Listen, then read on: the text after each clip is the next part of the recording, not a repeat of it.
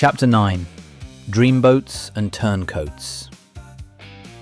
To my surprise, during the spring of 1985, I found myself the object of someone's affection. What made it noteworthy was that the fact that my love interest was a girl. While it wasn't love in the truest sense of the word, the expression would be appropriate to describe the affinity I'd feel for a truly sweet girl by the name of Nicola. Being much taller than most of the other kids in our year, Nicola was easily spotted in the lower school corridors. With me being a veritable short ass, it came as a surprise to learn from a mutual friend that Nicola liked me. Indeed, this all seemed a bit odd to me, considering that up until now, I'd only really appealed to girls as someone who made them laugh. Nonetheless, with her long, dark brown hair, low-hanging fringe, and gentle nature, before long, Nicola and I started going out together. The eldest of 3 children, Nicola lived in a detached property nestled in a valley in the nearby village of Luce. Her home, appropriately named Valley House, Nicola and her siblings lived with their parents, David and Janet. A former Miss Maidstone, consistently dressed in pleated skirts and pearls, Janet cut an altogether genteel figure. Yet, the elegance of her appearance belied a deliciously saucy sense of humor, and upon meeting her, she and I connected instantly. Alas, the same could not be said for her husband, David, a rather reserved man, always ensconced behind his living room desk with headphones on whenever my friends Justin, Stuart, and I dropped by. Despite her kind and gentle character, I knew full well that something in my relationship with Nicola didn't feel quite right. Indeed, it was no great shock to me to discover I had a physical attraction to my own sex. Considering my brain's response to the sight of my friend's naked father 6 years earlier, I had no difficulty accepting the fact. For me, the difficulty came in ensuring my true nature remained undetectable by others until such time as I no longer felt the need to conceal it. Being as much the case back in the 1980s as I suspect it still is now, the ultimate high school put-down was to be labelled gay or lesbian. Indeed, the mere perception of gayness would be enough to trigger all manner of cruel slurs and threats of violence. While possessed of the kind of confident character which made me stand out, I also wanted to belong. Furthermore, while my tendency to be the class comedian and make others laugh deflected that kind of negative attention, so did my relationship with Nicola. Nonetheless, even before she and I began going out with each other, I'd harboured a long-standing crush on a boy in our year by the name of Matthew. While my class belonged to the schoolhouse of wayfarers, Matthew and his class were in the same house as both Nicola and Dee, named Monchelsea. A sporty kid with strawberry blonde hair and freckles, I first clocked Matthew in the summer of 1984 when, as fourth-year pupils, my school played his at Rounders. With the look of Huckleberry Finn about him, I focused completely on Matthew and wondered if or when our paths might cross again. Indeed, I wouldn't have to wait too long come September when we both started at Cornwallis as first-year pupils. Not being in the same class or house meant my contact with Matthew was limited to passing him in the corridors or while going up and down the boys' stairs. However, in August of 1985, I'd attend a party thrown by a fellow pupil from Coxheath Junior who was now in Matthew's class. While nothing could have possibly happened, at least I got to hang with Matthew that night and found him to be a really cool kid. With my 13th birthday approaching at the end of '85, come September, I'd begin what would turn out to be my second and final full year at Cornwallis. Indeed, a year from now, I'd find myself physically, emotionally, and geographically in completely different circumstances altogether. Yet, for now, I took my place among my fellow pupils who'd spend their break time discussing both the eccentricities and the sex appeal, or otherwise, of our teachers. A favourite among the boys was the maths teacher, the appropriately named Miss Ovary, whose low-cut knickers were clearly visible through her pencil skirt.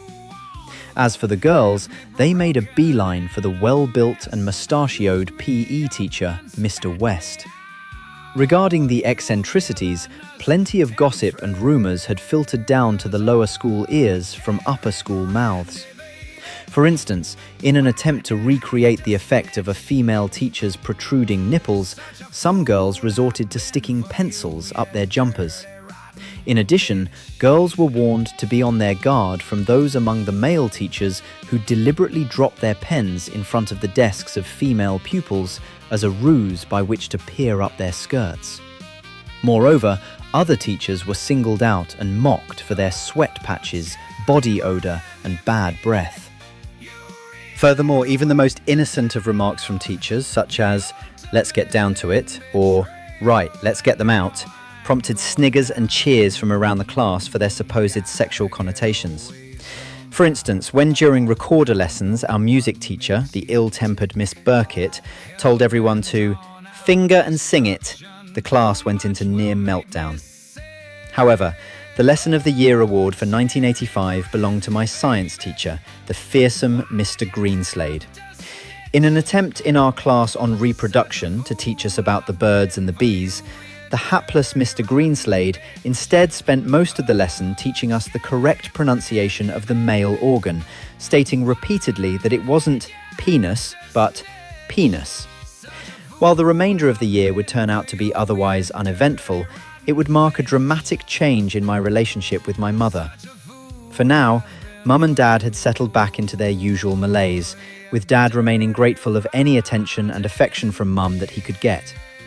Perhaps the best example of his need for Mum's care came of a night once a week when, bent over the bathroom sink, Dad washed his hair. Wearing only trousers and a towel draped over his back, Dad would lather his hair with shampoo. Signalling his readiness, Dad then whistled, following which Mum trudged upstairs to rinse his hair. Being 51 at the time, it's inconceivable that Dad couldn't rinse his own hair, yet by enlisting Mum's help in this way, he received the kind of care and attention he craved from her. As for me, I'd take the opportunity during this time of using my pocket money to pay for tennis lessons at the new tennis centre which had opened in Maidstone the year before. With Dee and I both sporty and possessing good hand-eye coordination, while she excelled at football, I'd find my niche in tennis. Yet, as well as I could play, on those rare occasions when Mum and Dad came to watch me, it would always end in strife. Regrettably, conflict occurred between my mother and I in this instance as a consequence of her poor capacity for effective motivation and positive reinforcement. In an attempt to motivate me, she would often state that I'd always be a good blah blah blah, but never a great blah blah blah. Perhaps her intent was to inspire me to prove her wrong.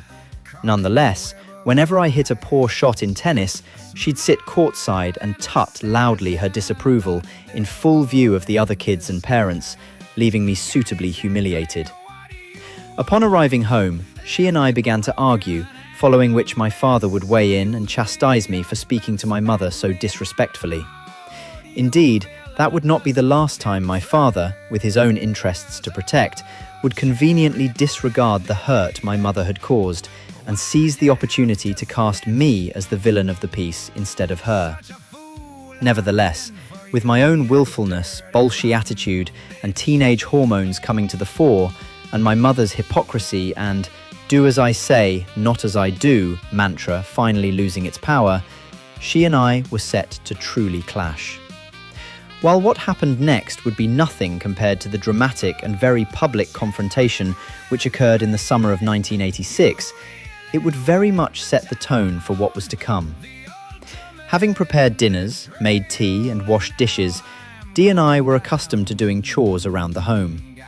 Furthermore, when seeking affection from our mother, we became used to her turning around instead and asking us to tickle her back or her leg. Once again overlooking our needs in favour of our mothers, we duly complied. Moreover, being someone who felt the cold and had the heating on even in the summer, my mother would think nothing of sending Dee or me upstairs several times in one night to turn the heating from timed to constant and back again. Unemployed once more and spending most of the day ensconced in the chair next to her hi-fi, my mother began firing off commands left, right and centre. When around 9 p.m. my father returned from work, upon hearing his key in the back door and with the lounge in a mess, my mother would yell, "Quick, quick!" Following her call to arms, Dee and I scurried about like lunatics, tidying up and turning the fire down, which, up until my father's arrival, had been on full blast. Furthermore, while we by no means starved, so as to avoid having to cook again of an evening, my mother insisted we have our main meal at school. Consequently, of an evening, we made do with a sandwich, a packet of crisps, and a Cadbury's mini roll. While I fully understand the merits of developing a child's sense of independence, the penny had finally begun to drop that my relationship with my mother was orientated more towards me meeting her needs than the other way around. Therefore, while Dee remained dutiful and even began tackling the ironing, I objected to my mother sitting on her backside all day, then using us as her lackeys. Consequently, while Dee continued to do as our mother told her, I began to say no. Unsurprisingly, my treachery did not go down well with my mother, who would take her revenge at the first available opportunity. That opportunity came one evening after Justin, Stuart and I went to a friend's house where, in a joint venture, we stole a bottle of cherry brandy. Alas, our plan to drink the spoils was scuppered when we walked slap-bang into a police officer on foot patrol minutes from my home. After I declared to the savvy officer that the alcohol belonged to my mother, he shrewdly insisted on escorting us home in order to confirm my story with her. Having lied so effortlessly to the police officer by stating the alcohol was hers, my mother then asked to speak to him in private while I waited in the lounge. Considering myself in the clear, I was surprised when the officer came and sat down opposite me while my mother remained in the kitchen. Much to my astonishment, the officer began giving me a dressing down for my attitude towards my mother.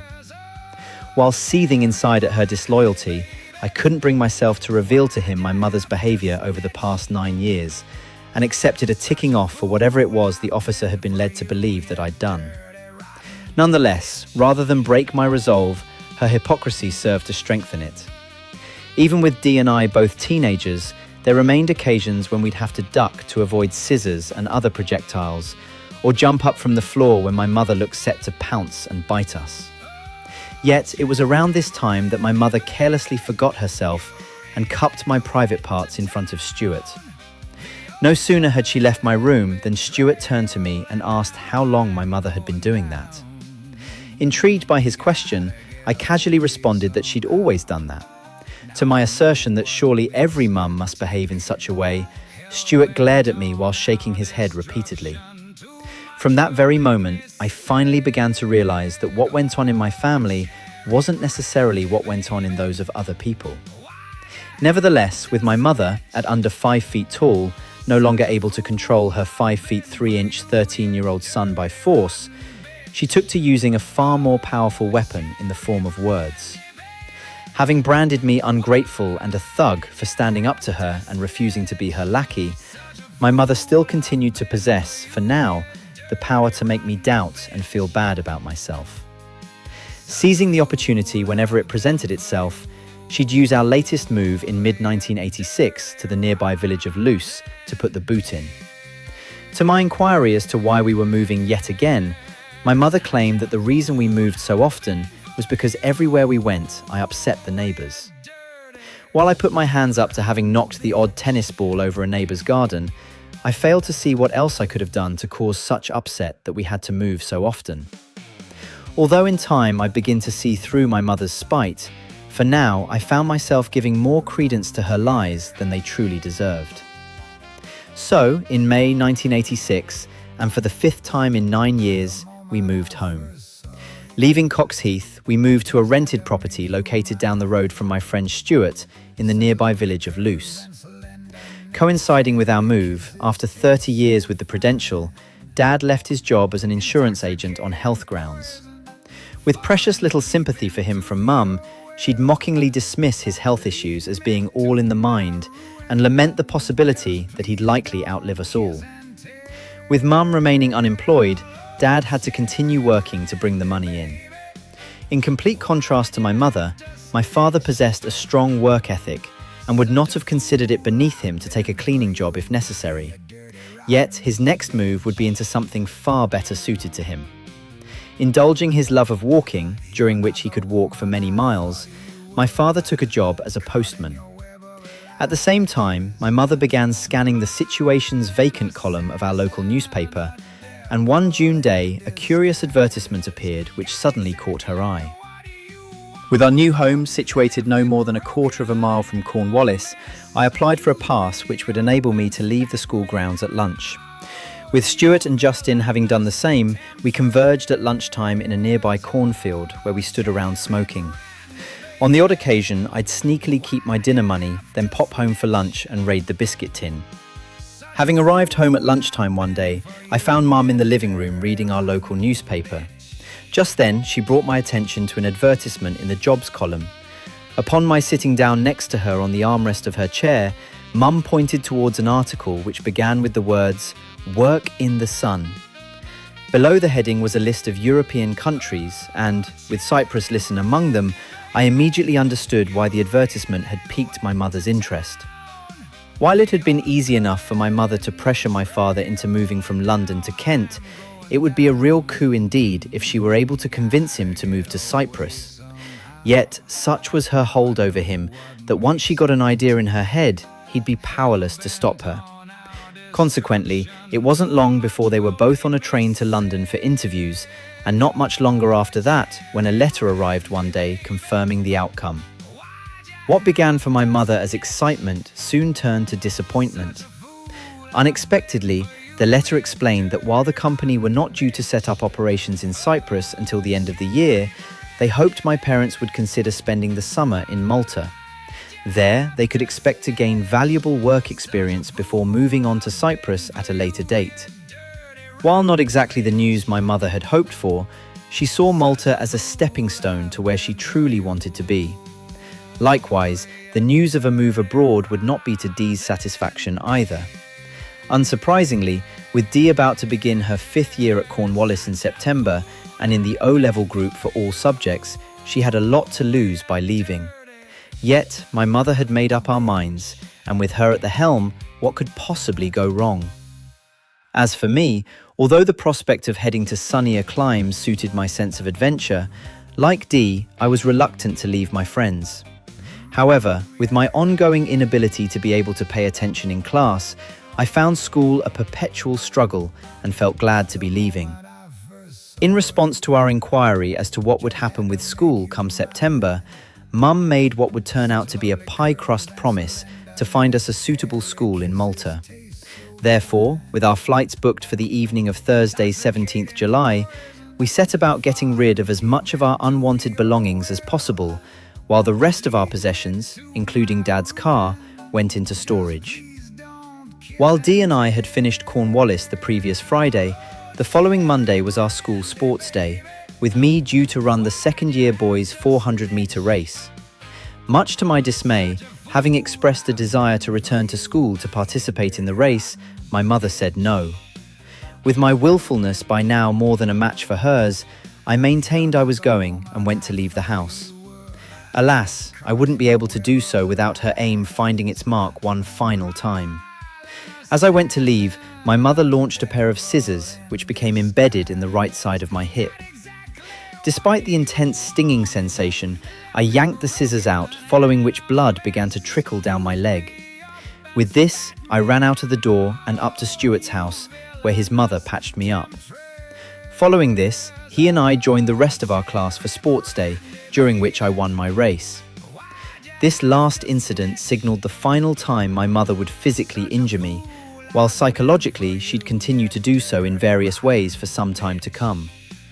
Predictably, with all the anger of the past finally surfacing 2 months later, she and I were set for an explosive and highly public confrontation. Little did Dee and I know that in a place where the adults behaved like children and the children like adults, Malta sounded the death knell for whatever remained of our childhood. While she and I would have to keep our wits about us if we were going to survive, for our mother it was playtime, with Malta providing the best example yet that when my mother came out to play, her children would inevitably pay.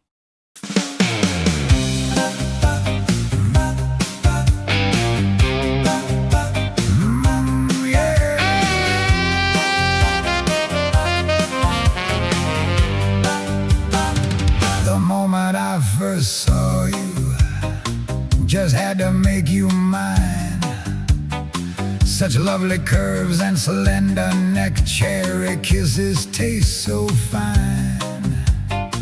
Intoxicating poison, falling deep into your will. Lead me to my ruin, just please don't kiss and tell. Oh, cherry brandy, baby, why'd you have to snitch? Such a fool I've been for you, you dirty, rotten bitch. You're not the woman I thought you were, caught in your web of lies. A smiling assassin, a devil in disguise. Got exactly what you wanted, left me broken and a mess. Used me up and spat me out, you villainous temptress.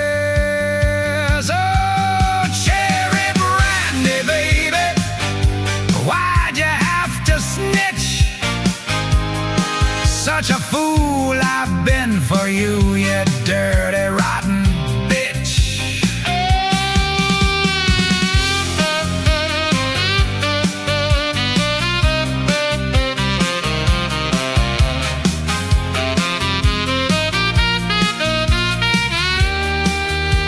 Oh, cherry brandy, baby, you really went to town.